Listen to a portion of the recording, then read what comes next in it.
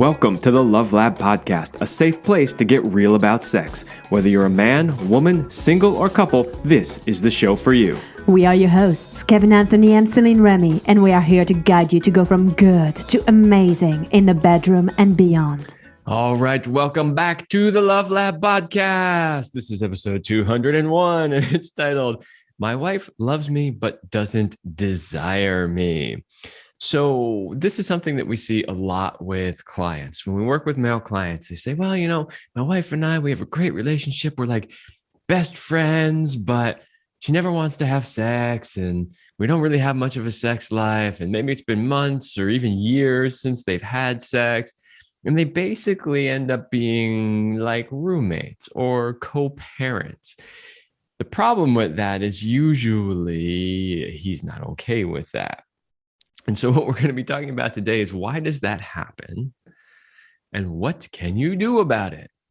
Well, and the other part too is that that's one example, but the other one that people deal with is where literally they feel rejected, that no matter how hard they try, she turns down sex more than she says yes. They feel like she's got the power in her hand and that he's got to beg for it. And then it creates this very, very unhealthy dynamic. So that's another extreme of that place where he might even question, does she love me? Or she loves me as a dad, as a provider, as this side. But that sexual side is not one that's being appreciated or celebrated. Yeah. So you're right. You have that. They love each other and they're like, they get along great, but there's no sex. And then you have the, wow, it's like, I'm not even sure she even likes me kind of side that can happen also. So we're going to be talking about all of that stuff today, and we're going to give you some reasons why it happens and some solutions on how to fix it. And just a little warning, we are going to be very straightforward. There might be things that we share that you may not like. Oh, there will be a few things that we share that you are not going to want to hear because you're not going to think that it's your problem. You're going to think that it's her problem, and we're going to tell you otherwise. And while we do understand, by the way, that in several marriages, it is the opposite where the man doesn't have desire anymore. This show in particular is focused on when she no longer has desire and she isn't showing up in the bedroom. So maybe we'll make the other one another show at some point down the line. Yeah, we could. I mean, it's more common in the scenario that we're going to be talking about today, but also there's a lot of similarities. Like that's true. There are some additional things that we would talk about if we were doing it the opposite way, but a lot of the things we're going to talk about could work for both. All right. Well, let's help put you out of your misery. And let's get started first with a big shout out to our sponsors, Power and Mastery. So if you want to join the secret club of men who are great in bed, then check out Power and Mastery at powerandmastery.com. It is the most complete sexual mastery training for men, whether you want to have harder erections, last longer, or increase your sexual skills. There is something for you at powerandmastery.com. Link is in the description below. Again, powerandmastery.com. Make sure you check it out. All right. So we want to start by talking about some of the possible reasons why she has no interest sexually. So one of the first places that Mel will go is like, what's wrong with me? What is it the way it's, my waistline that's growing? Is it my balding head or things like that? And while it could be, it's not always that. And it's rarely just one thing. It's most likely a combination of several different factors. So keep that in mind. We do hear from men often that they think, okay, what's wrong with me? But I don't think that's the first place they go. I think that's the place they eventually get to when they've exhausted everything else. I think a lot of the time, the first place a man goes is, what's wrong with her? How come she doesn't want sex? Well, let's talk about what can go on. So number one, we put it as number one because it truly is number one. She might not be getting the sex that she wants. You have to understand that. And it kind of ties into also the second one later, but we women are cyclical. We go through different phases in life, and what used to work at the beginning of the relationship may not work later on in life. And It's just is part of life. And I know sometimes you're thinking, well, set it, forget it. I know the moves, I know what to do. But that's not how our bodies are. That's not how we respond. And sometimes we also don't know what we don't know. And then things change. And then we have a desire for something else. I mean, has it ever happened to you that there was a certain food that you did not like or want? And then you grew up and suddenly you're like, I'm going to try this food again. And you're like, oh, this is delicious. I'll put it on everything. This happened to me with olives. Yeah. So it's possible that what she wants from sex has changed over the years. And if he's not keeping up with that, she may not be getting the sex that she wants. It's also possible that she's just never gotten the sex that she really wanted. And she was okay with it for a period of time, right? Like, I'll go along with it. He wants sex. It's not that great for me, but whatever. We're married and I just need to do my wifely duties or whatever. And then at a certain point in life, she's just like, you know what? Screw this. Why do I keep doing this for him? It's not any fun for me. And I'm just not going to do it anymore, right? So the reality is that if you were giving her the kind of sex that she really wanted, where she was like, holy fuck, what just happened? Right? She's going to want it. She's going to want it more often. Right. And that's just a simple fact. And this is something that we talk about all the time on the show and with a lot of our clients. Like the first thing you have to look at when somebody's not interested in having sex is, well, what is the quality of your sex like? And is it something that she would want to keep returning for? And then you got to be curious and ask what's going on. So that leads to our point number 2. With pregnancy and hormonal changes after delivery, she could be suffering from postpartum depression. She could be having like her hormones all over the place. And that will absolutely affect her libido, her desire for sex. It will affect her body's response, her lubrication. And so whether it's pregnancy or it's menopause, right? I was going to add like that in. Hormonal changes of any kind, right? Depending on where you are in your life, these things will suck the desires out of you and will create suck, and not in a good way. Not in a good way. And then it changes how you feel about yourself because a lot of your emotions are tied to your hormones. You don't recognize yourself anymore as the woman. You have no control over what's going on. You feel like you're on a roller coaster. You don't know how to pull yourself out of the mood. Or your body now is hurting. There's pain, discomfort because you are not lubricating the same anymore, or there's a thinning of the skin. And so all of these things are possible, and you have to have an understanding. Is she going through something difficult like this? And then it has nothing to do with you, then that can be addressed, and we can talk about this later. So the thing is, most people do not realize how driven by their hormones they actually are. So like a perfect example is when men age, right? And they go through andropause and their testosterone levels drop. Well, some men feel like, I don't have motivation. I can't put on muscle anymore. I don't work out the way I used to. Then they go to their doctor and they say, there's something wrong with me. And nowadays it's pretty common for doctors to look at that and say, oh, well, look at your testosterone levels. We're going to put you on hormone replacement therapy. And the second they get on hormone replacement therapy, they're like, oh my God, my whole world has changed. Right. But they had no idea how much it was the hormones that were affecting them. That's just one example. I mean, you can give a million examples of women too. And so the point simply is that, if you're having a lack of desire issues, that's one thing that you do need to check, because you're probably not even aware that your hormones have shifted and that it is affecting you. So you just need to make sure you look at it. It's not always the cause. But you are also in a tricky place, because if her hormones are out of balance and you start to approach the subject, it might be tricky, Yeah. Well, if you go to her and you say, hey, honey, I think your hormones are out of whack, she's going to smack you upside the head. But what you could say is, hey, I get it. You're not feeling any desire, and, maybe we should just, have some routine tests done to make sure that everything's all good with you, For sure, for sure. Reason number three, that you are experiencing constant relationship issues or unresolved issues.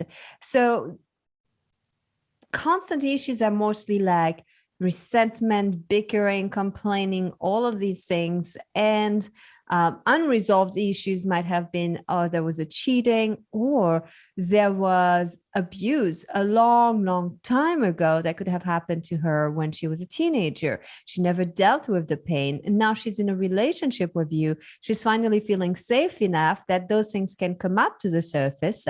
And well, that's there. Yeah. So if there's past trauma that's coming up, it may be because she feels safe to finally let the trauma out. But the other issues are potentially that she doesn't feel safe enough with you. I know guys are like, right now they're shaking their heads. They're going, what the fuck? First she's not safe enough, then she's too safe. Then it's like, oh God, what?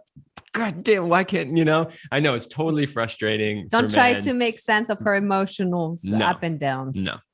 Really don't. Okay, next on the list, excessive attention to the kids. This is a huge one that we see. One of our biggest complaints over the years, because we have not had kids, but a lot of our friends do have kids. And one of our biggest complaints is that, when some of our friends have chosen to have kids, they disappear off the face of the earth. Now, I get it. They're super busy, especially in the first year or so. Like, I totally understand. And I don't give them a hard time for that. But what I notice is a lot of couples get so preoccupied by it's all about the kids. It's all about the kids. So all those other parts of their life sort of disappear. And one of the parts that can disappear with that is the relationship and the sex. So, more recently, we've had some friends that actually do a fairly decent job of making sure that they still go do stuff.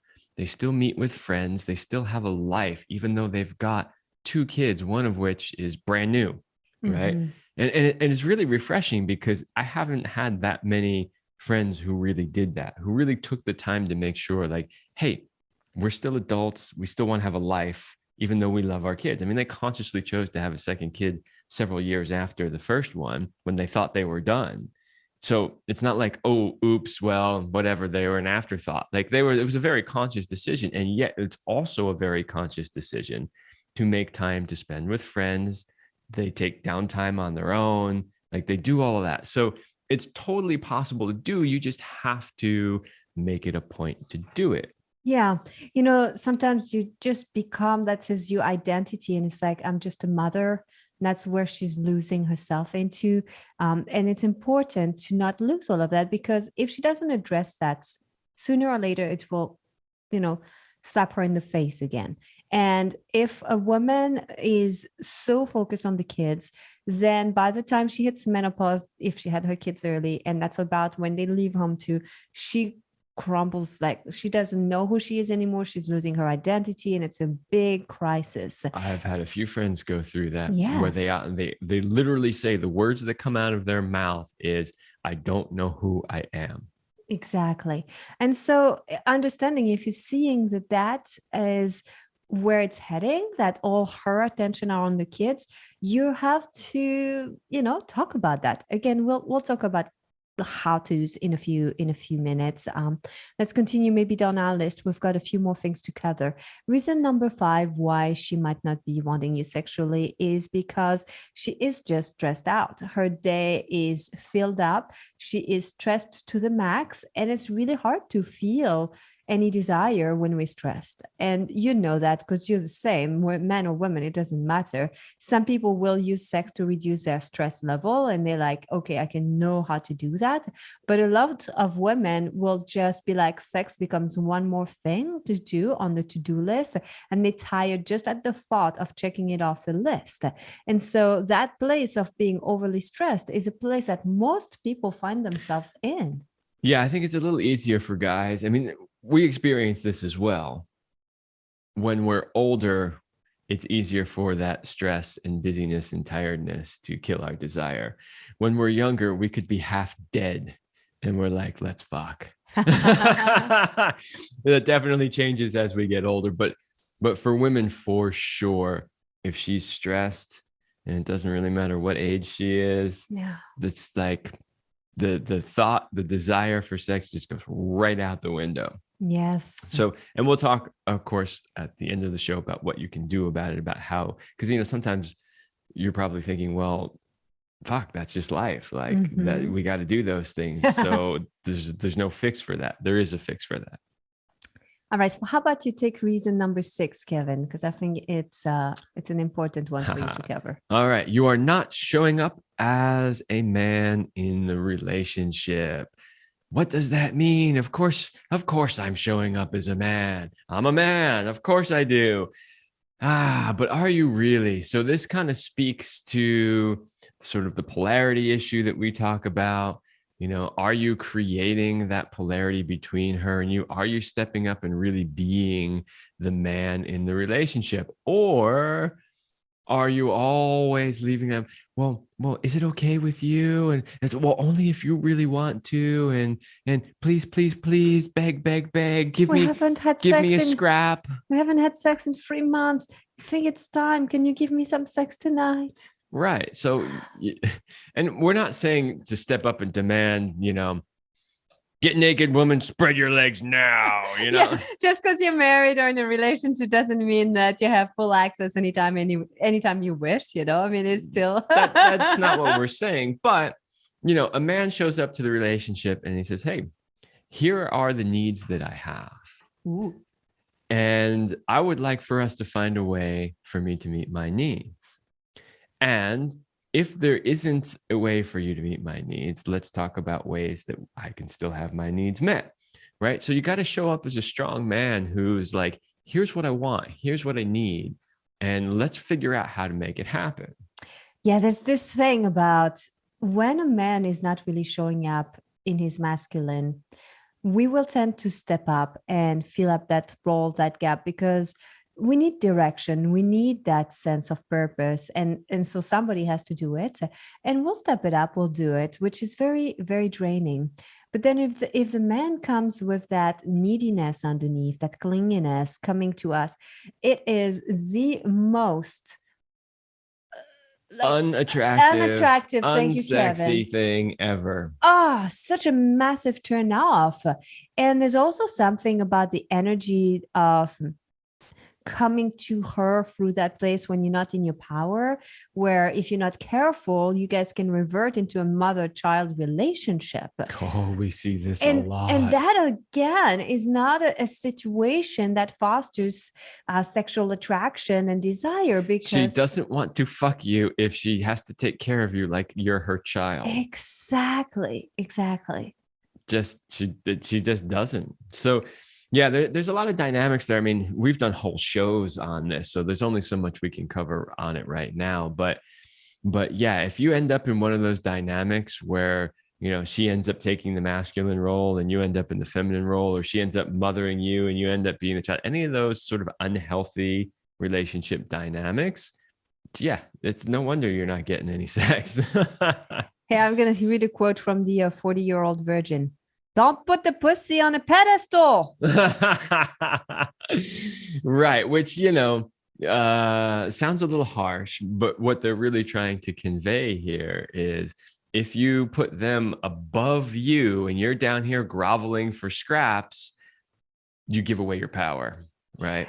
And then you're not showing up as a strong man that you can be. Yeah. And the thing is, you know, in today's modern society, if you asked women, you know, how would you want the dynamic to be? No woman's going to say, I want him to be up here and me down here. Like nobody's going to say that. And that's not what we're suggesting either. But we're also suggesting it shouldn't be the other way around. Women want a strong man. They want a strong, dominant, masculine man. They just do. I mean, we could go on for hours on this show and give you example after example of all the ways that people want that. If you listened to our episode with the authors of Be Less Dickish, we talked about that, right? Why they're attracted to the asshole and even the dick at times, right? So, but women also want to be able to be strong feminine. And so this is where it's... But see, this is where it gets frustrating for men, because they want a strong, dominant man, but they don't want a dictator. No, that is correct. Right. So they want a strong, dominant man, but they also want to be like the queen, who the king is the one up there saying off with their heads. And meanwhile, she's over there whispering in his ear, that one over there. And he's like, yes, that one over there, you know? Right. In other words, she wants to have a say in it. She wants to know that her opinion matters, and that if she has a strong feeling about something, that he will listen to her, and that he will always take her opinion into account. But she also wants him to step up and make some fucking decisions, like be a strong man. Yes. And so that kind of is the other reason that we have about not creating the polarity, the chemistry. Again, it does come down to the masculine, feminine energy, and understand too that we have both within ourselves, and that one of the purpose in a relationship is to bring the other person's energy into this balance. You want to have both your masculine and feminine energy well balanced within you, and your partner can help you get there. So if you show up as a really weak man, you're not helping her either. Let's put it this way. Yeah. I want to go on to the next one, which is you're not living life with a greater purpose. You lack fire. So, this is another thing that is highly attractive to women. So, people always say, oh, why do women always go for, the CEO wealthy guy, even though he's, 5'4", balding, big belly, and just totally unattractive in every way that you can think of. And yet he's got women mobbed all over him. The reason is because he's doing something in life. He's motivated, he's successful, he's got a bigger why for being here.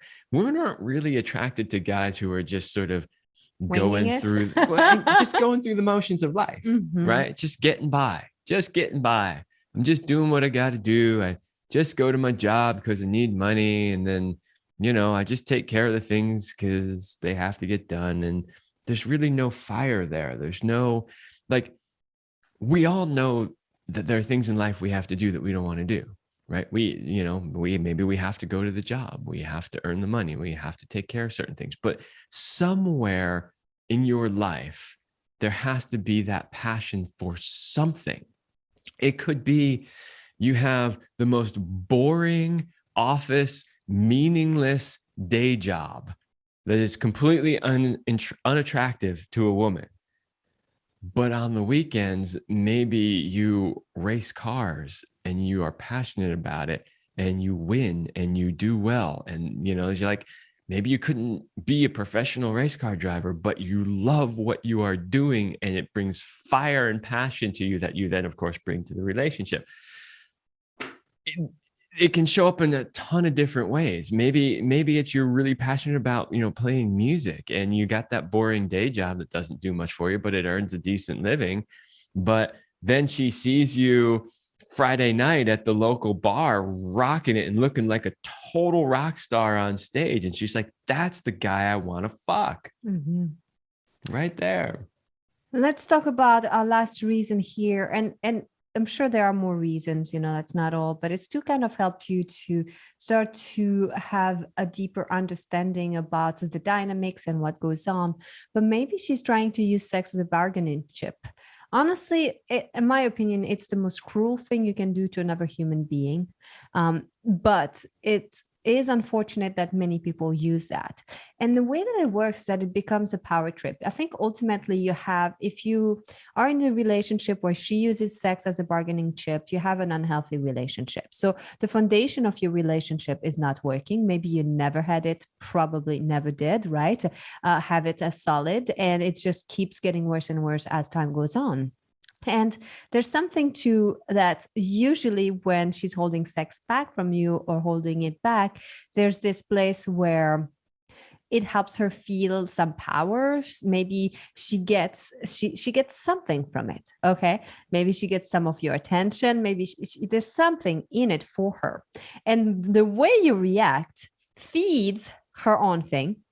And you have to remember that it is only fun for her to do that and kind of poke at you if you react the way she expects you to react. So meaning that she's holding sex back And then you're like either begging or you're withdrawing, and then like you like just beating yourself up. Then she gets like all energized from that, and because you constantly react the same way, you guys are stuck in this very, very unhealthy behaviors and dynamic. It's only working because you keep doing the same thing. If you stopped reacting that way, even if she tried to poke at you and you're like, I don't care, but like you really don't care. You're not just like pretending, closing your eyes and smiling and everything's okay, when internally you're like boiling and it's going to explode. Things will change. So this is just an example of a super unhealthy dynamic that a lot of people are stuck in. They don't have good communication skills. They never took the time. And it is a little bit harder later on to establish that if you've never had that. But every relationship needs it. It must. Otherwise, you're just in a fucked up, just unhealthy relationship that's not worth it. Yeah. For any ladies who are listening, if you're using sex as a bargaining chip, you're just hurting yourself as well. Yeah. Oh, that's true too. So, you're not doing yourself any favors there. All right, we are going to move into some things to really look at. It's going to be, we're going to hold a mirror for you here. And it comes with a warning that's, I'm pretty sure you're not going to like all of the questions we are going to ask. We highly recommend you write them down or listen to that part of the show again and take the time to do a little introspection to get some answers, because it will help you. But before we dive into this really, really meaty part of it, we want to give you something light and fun. So if you want to have some inspirations about what to do in your relationship, games to play, courses, supplements to help you, we've created a product page on our website where we have hand selected great products that we love, that we use, that are supporting of your health, sex life, and relationship. And so anytime you purchase from this page and from us, it helps us to get a little commission and to continue to create more content for free for you anytime. So you're helping yourself, you're helping us, and it's making the world a better place. It is a win-win situation. You get great products to help you with your sex life and your relationship, and you get to help us continue to do what we do. So go to CelineRemy.com/products to check it out. CelineRemy.com/products. Okay, so as Céline mentioned, we have some questions here, and these questions can help you hone in on which one of those reasons that we gave you above is the reason. It can help you understand the dynamic that's going on, which can then help you understand what you need to do to fix it. And it can really shine a light on some blind spots that you may potentially have. So some of these you'll go, yeah, of course. And some of these you're going to go, I don't really want to look at that, but you need to. So number one. Trigger warning. Number one, it's an interesting question because we've posed this to a lot of people and they always stop and go, huh. So the question is, why do you want to be with somebody who doesn't want to be with you, right? So, when you look at— Who doesn't want you. Or who doesn't want you. Yeah. Well, yeah. So it can go both ways. Doesn't want you or doesn't want to be with you. So when you're talking about being in a relationship and the person's really not into the relationship, you would say, why do you want to be with somebody that doesn't want to be with you? In this case, we're talking about somebody that doesn't want to have sex with you. So then the question becomes, why would you want to be with somebody that's not interested in having sex with you? Now, if you're not a sexual being and sex is not an important thing to you and who you are, then it's a moot point, right? But you would be the exception because sex is a huge part of a healthy relationship for most people. For the average human being, sex is an important and healthy part of their life and of their relationship. So then why would you want to be with somebody that doesn't want to have sex with you if it's important to you? Question number two, or actually it's kind of a follow-up on that question that we just asked you. Are you that insecure? Are you a guy who likes pain, punishment, and torture? Do you feel like you don't deserve a great relationship because that's what you tell yourself, right? Or do you have a belief that relationship is just full of resentment, and that's how it is. Because I was working with a client and he gave me this, well, just relationship always compromised and they have resentment. And I said, wow, this is interesting, because I said, this is not the relationship I'm in. I said, this is not my truth. I said, it might be your truth, but it's definitely not the truth I experienced. Now would be a really good time to take a short, I promise, little detour to talk about the whole myth about relationships are all about compromise. Okay. We need to get this straight. I don't know that we've ever talked about this specifically so directly on the show. You have heard many, many times that relationships are all about compromise. If you want to have a healthy relationship, you're just going to have to compromise and compromise and compromise and compromise some more. Okay, here's the thing. This is not true. It's true on a certain level, and it's completely false on another level. So what do I mean by that? There are little things that you compromise about. What are we having for dinner? Well, I wanted this. Well, I kind of wanted that. Well, okay, we'll compromise and we'll have whatever, right? Like small things you compromise on all the time in relationships, little things that aren't that important, right?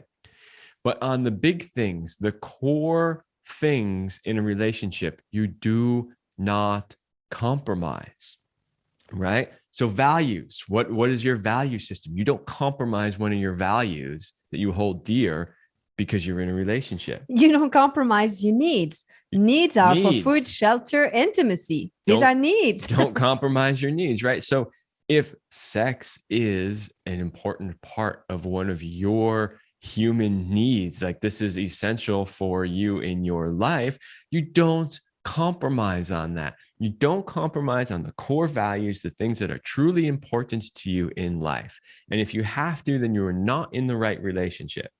Compromise on all the small stuff. Compromise on the color you paint the house. Compromise on what car you buy. Compromise on where you go to dinner. Great. Do that shit all fucking day long. Do not compromise on your core values. And if your relationship is asking you to do that, you are not in the right one. Okay. Whew. All right, let's move on to our next question.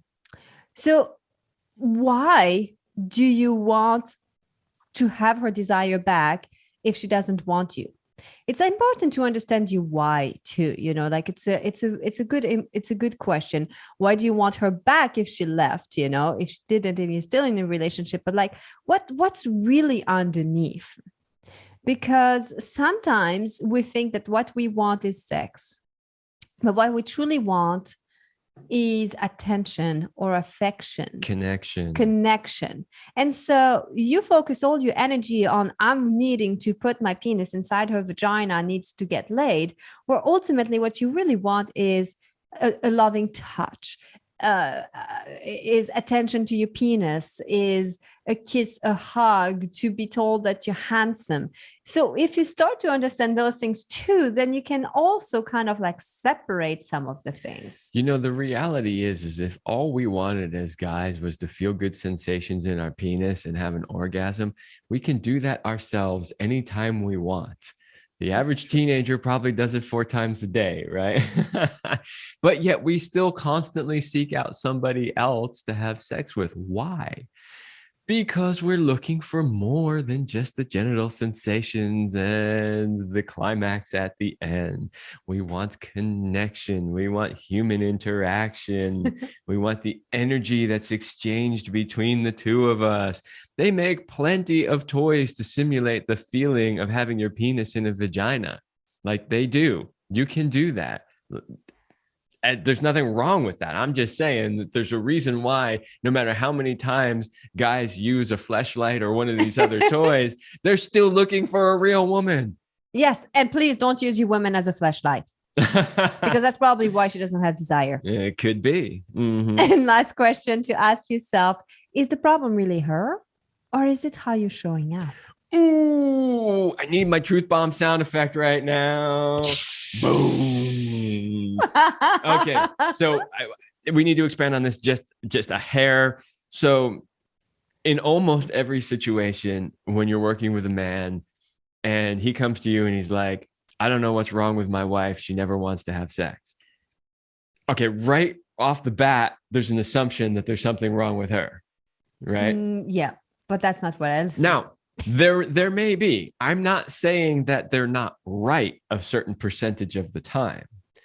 I'm simply saying that there is rarely ever a what's wrong with us? How am I potentially contributing to this? It's usually what's wrong with her and how do we fix her?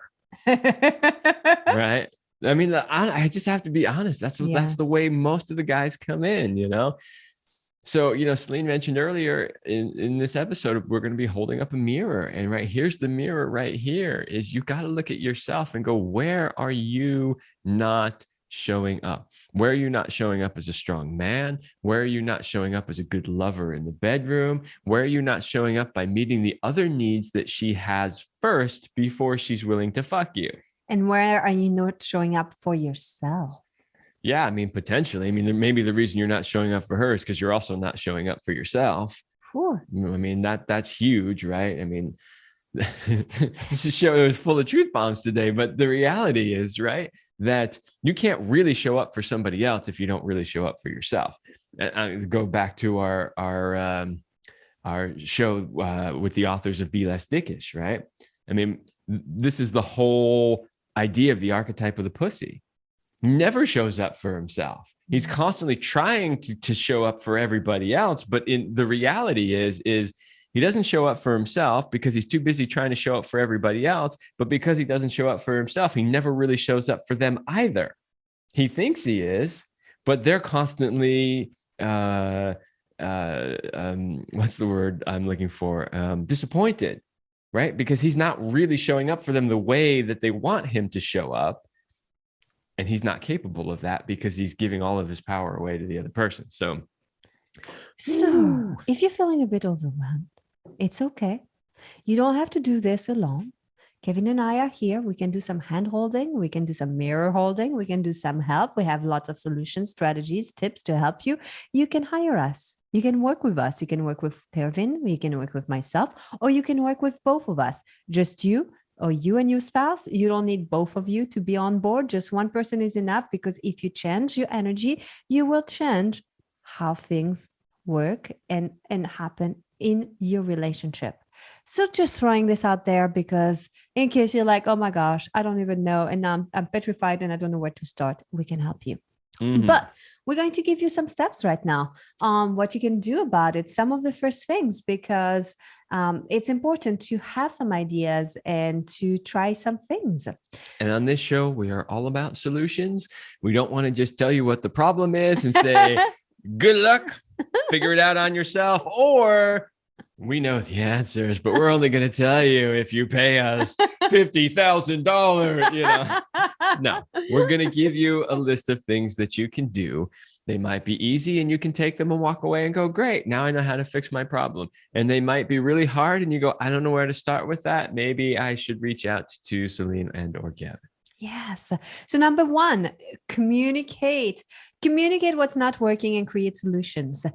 Communication, we always say communication is lubrication, but communication is key. If you have not established that foundational piece of the communication, your relationship is at risk of crumbling and falling apart. You both are going to be miserable. You need to be able to have a space where you can bring up when something's not working without the whole world falling apart.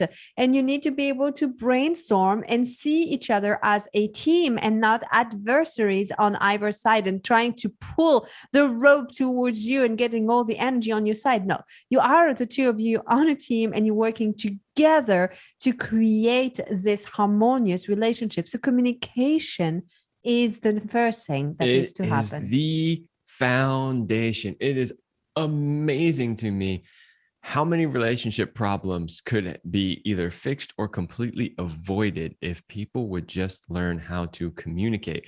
First, you have to communicate. Second, you have to learn how to do it well, like efficiently and empathetically, right? You know, like it's a whole thing. And it's something that almost everybody avoids. In fact, we even have in our sexual mastery course, we have a bit about how to handle difficult conversations. So we have a difficult conversations formula in there that helps you have those conversations. Because the reality is if you're not getting the sex that you want and she's constantly turning you down, how do you go about that? How do you bring that up in a way that's not going to make it worse? Right. Yeah. And there are ways to do that. So, and it may not be the first thing you want to address, because maybe now that you've asked yourself some of the questions and you're realizing that there are many of your needs that are not being met, that maybe you're not setting boundaries, you're allowing others to walk all over you. Maybe you want to start with smaller things to start to build your confidence and be like, okay, from now on, this is what I need. I need some downtime, or I need this and that. I'm going to ask for it. And then I'm also going to put a consequence if the boundary is crossed. I'm going to stick to it and build my confidence. Yeah. So number two is address any problems in your relationship. And so the thing is, the lack of sex might not be the main problem. It might be a symptom of a larger problem in the relationship. And so, you might want to look for what else is not really working the way it should, address that first. And if you address that first, then the sex might start falling more in line. Or at least if it doesn't, at least you've gotten the other stuff out of the way first, which will make working on the sex portion much, much easier. Sometimes it's funny. Some people say, well, we're in a business relationship. It's transactional. I can do it. And what's funny is it just dawned on me that when you're in a business relationship, usually you have very clear agreements. You have a contract. You lay out what the expectations are, what the hours are, what the pay will be, what the reward is. Then if you consider your relationship a very business-like agreement, then where are the guidelines? Where are the rules? You know what I find funny about that too is sometimes I've known people who've had relationships like that, and it was necessary for where they were at in life in that moment. Like there were legal reasons, there were just reasons why it needed to be that way for that time. But here's the interesting thing that I always find is that when people are in relationships and they're like, this is a business transactional relationship, they still play by the rules of a love relationship, right? Because you're going to have different rules in a love relationship than you're going to have in a business relationship. And I just think it's funny that they confuse the two all the time. It's like, if you're going to have a business relationship, then treat it like a business relationship and play by business rules, right? And if it's the other way, do it the other way. I find that kind of funny. Like, okay, what does he mean when he says that? Well, you're in a business transactional relationship, which means you're really just cohabitating, or you're co-parenting, or whatever. Or it was a good financial agreement, like a thing that worked for both of you. You could buy the house that you wanted. You could get the boat, the car. You could Right. So by that means the business rules would be, okay, here's how much you own of this. Here's how much I own of that. Here's how much use you get. Here's how you get to use it. Here's boom. But then what do they always do? Then they complicate it by bringing the sex piece in, or the love piece in, or the relationship piece in, right? So it's like, well, technically it's a business relationship, and really it's just about our business, our house, or our kids. Or a company. Yeah, exactly. Yeah. But you still can't have sex with anybody else.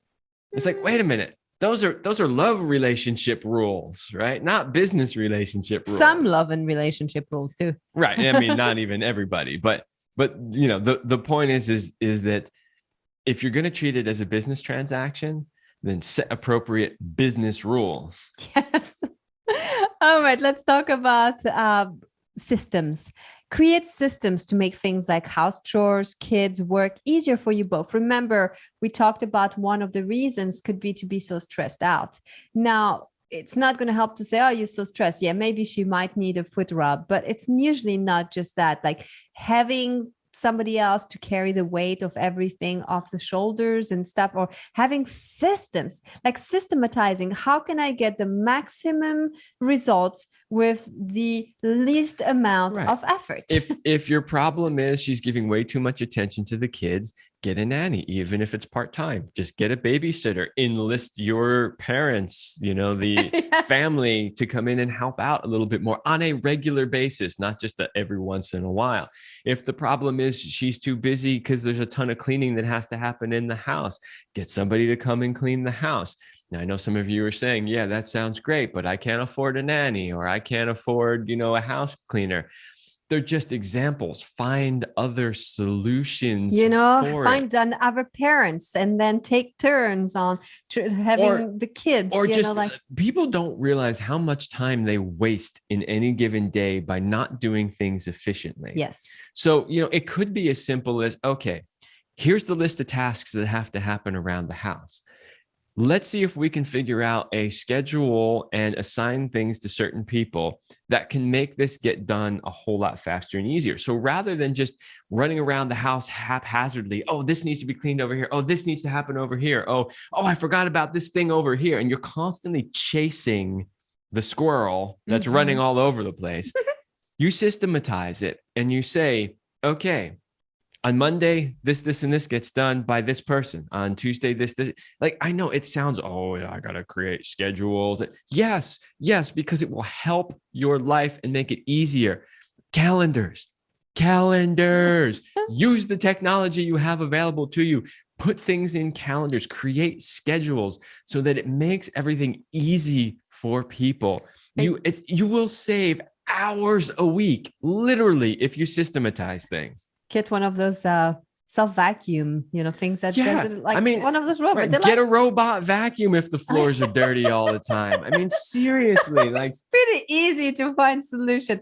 Lower your standards a little bit if need be. Come on. Get a smaller house if you can. Maybe you got too many kids and you need a big house. But the point is there are almost always small solutions that can help. I'm not saying it's going to solve all your problems, right? Because it won't, but it will take little bits of that stress away. It will make things just a little bit easier every time you implement one of these things. And if you implement enough of them, overall, they make a big impact. Let's talk about the next thing here. Step up and be the best man you can be. That's the harder one, and that really would be a whole show. And we've done some shows on becoming the man you want to be.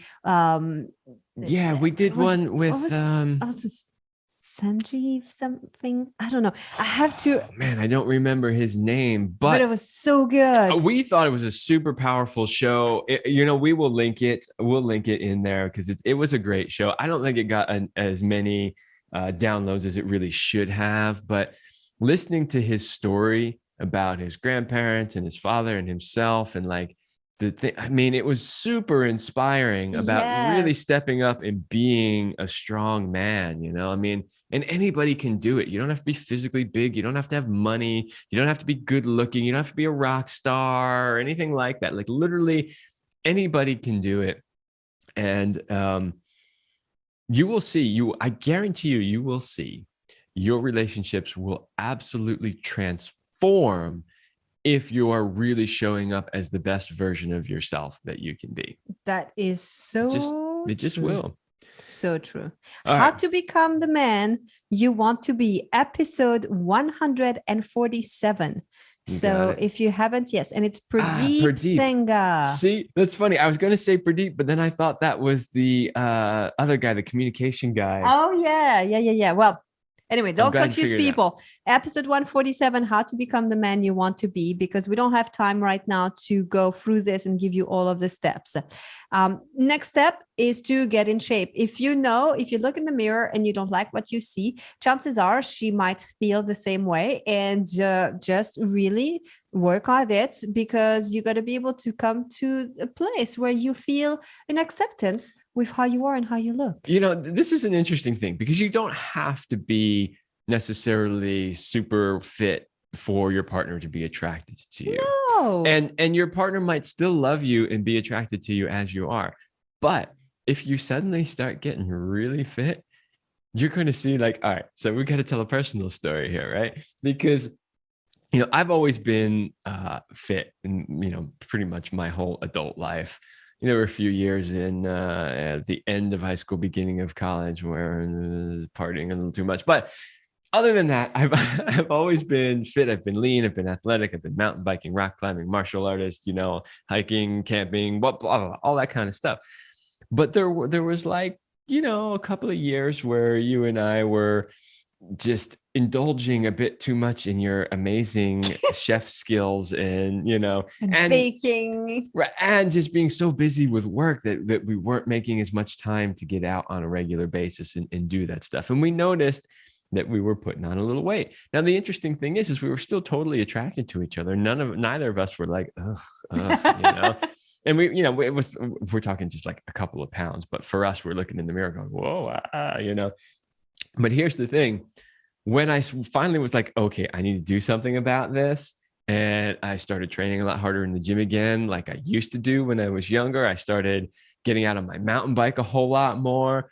And I just started really getting back into great shape again. Céline is looking at me like a starving lion. Like I catch her sometimes, like if I don't have my shirt on or whatever, she just looks at me like she wants to just rip me apart, And I'm like, yes, that is the way you should look at me. Every time you look at me, you should be like, oh yeah. I want to touch this. I want a piece of that. So the point is that even if they're not attracted to you, if you get in better shape, they're going to be even more attracted to you, and it will inspire them more.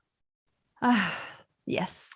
Let's talk about. Oh, were you having a vision there? Yes. I was just enjoying it. Like, do I really have to finish this show now? I just want to close my eyes, imagine, or maybe even touch, have real life there. Go for it. I'll finish it. I'll finish it up. Okay, here's another thing you can do. Find a bigger why for life and for your relationship. Understand too that in life, sometimes there are different phases. Maybe you brought children together and that was your wife for a while. And now that they no longer need you or older, things could be different. Maybe your why was for something specific, emotional support, for financial support. Things have shifted. These are not big enough. And so find sometimes something deeper, bigger, because when things are hard, when there are obstacles, life is not always easy. And sometimes it throws curveballs at you. Those things. Sure does. Those things will keep you going. If it's just we just do it together because I like to bone, great. But really, it's not going to keep you going when things are hard. Yeah. And so, there's two things here. One is have a bigger why for life in general. And this goes back to women being attracted to men who have a purpose, who are driven, who are trying to create something bigger than just themselves in the world. The second part is have a bigger why for your relationship. Why are you actually together? Yes. And we borrowed this from some friends of ours that we've known for a very long time, but we just thought it was great. And so we were like, yeah, this is a great idea, which is, we always said that, we would stay together as long as the relationship did more good in the world than not, right? So if you realize you're in a relationship and it's literally just it's not serving you or the world anymore, then it's not good to be in. But if you have a bigger why, and that why is this relationship is literally not just good for us, but good for the world. I mean, you're on fire. You are on fire. Oh, I'm going to go and give you the last 3 points that we have as kind of the last tidbits here of things to do, because they're kind of easier here. The first is to bring back the fun, because, doing some fun things, some new things, it doesn't have to be in the bedroom, but just having that fun, that creativity, that energy back into your life will go a long way. Then you want to stop focusing on the lack and focus on the appreciation. If you are in this place and you're constantly thinking about the fact that you're not getting the sex you want and need, you are putting all of your attention on the things you don't want and you don't have. And you want to start to make a switch and start to focus on some of the things that you have. And you want to start to bring in to the relationship more appreciation than resentment, because it will shift the balance and the quality of the relationship. And last but not least, give her the kind of sex she wants. Find out what she wants, educate yourself, join Sexual Mastery, work with us, whatever, read a book, talk to people who do it well, not and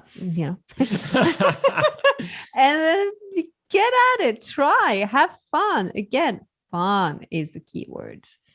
Absolutely. Bring back the fun, focus on what you want to create, not on the lack. And absolutely give her the kind of sex she wants. If you give her the sex that she wants, she's going to keep coming back for more. Yeah. I kind of wanted to finish with a saying and some ideas that people kind of say, and there are some truth to it. Again, it's not everybody, it's not like a generality for everyone, but in general, like men need to have sex to feel loved, and women need to feel loved to have sex. And so you got to figure out a way for her to feel loved. The way to her pussy is through her heart. It really is. And the way to a man's penis is through his penis. I know. Well, basically the way to a woman's vagina is through her heart. And this isn't 100% true, but often the way to a man's heart is through his penis. It's just reversed. It is. But if you understand that, the pathways, and activate that, then they can work. So we hope today's show was inspiring and hopefully gave you some tools and insights on what's going on. What are some of the first steps you can do? Because it's absolutely, you can shift things around. It's just you're stuck in a bad dynamic. And here's the thing, which is what I always tell my clients. Just become the man you want to be. There's two ways this can go. She's either going to be like, wow, that's amazing, and shift, and your relationship will soar to new heights. Or it will finally be the thing that breaks it, where you both decide to separate, go different ways, but then you are the man you want to be, so that your next relationship starts from a great place and you're not just going to repeat the same mistakes over and over. All right, everybody, that's all the time we have for this episode, and we will see you next week.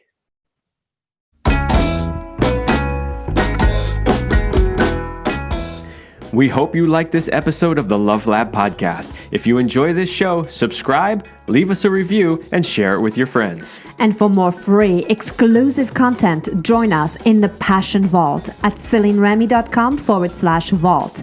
That's CelineRemy.com/vault. Thanks for listening. And remember, you're amazing.